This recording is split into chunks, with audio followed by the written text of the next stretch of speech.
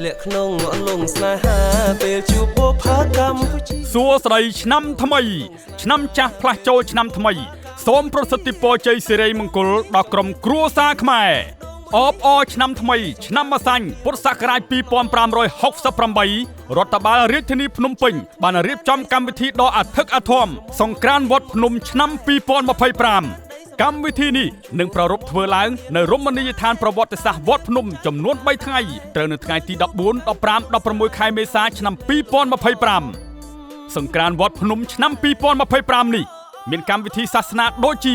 ការតាំងពលិកាពិធីស្រង់ព្រះពុទ្ធរូបកម្មវិធីកំសាន្តសប្បាយមានដូចជាការសម្ដែងទស្សនីយភាពសិល្បៈរបាំបុរាណរបាំប្រពៃណីមានរបាំត្រុដិចាប៉ីដងវែងល្ខោនយីកេល្ខោនមហោរីការលេងល្បែងប្រជាប្រិយដែលជាកេរដំណែលដូនតាខ្មែរយើងការរាំកំសាន្តសប្បាយគ្រប់ទម្រង់និងគ្រប់ចង្វាក់ភ្លេងយ៉ាងសប្បាយរីករាយតមួយឆ្នាំមានម្ដងកុំភ្លេចចូលរួមសប្បាយទាំងអស់គ្នា